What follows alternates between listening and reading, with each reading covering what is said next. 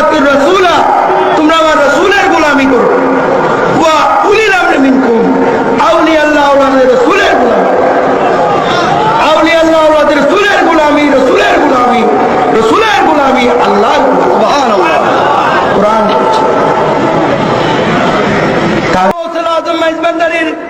ঘরে আমার জন্ম, তারপরে আমি বলছি যে বাবা ভান্ডারী কিবলা কাবা আমাকে গোলাম বলে স্বীকার করলে আমি ধরব।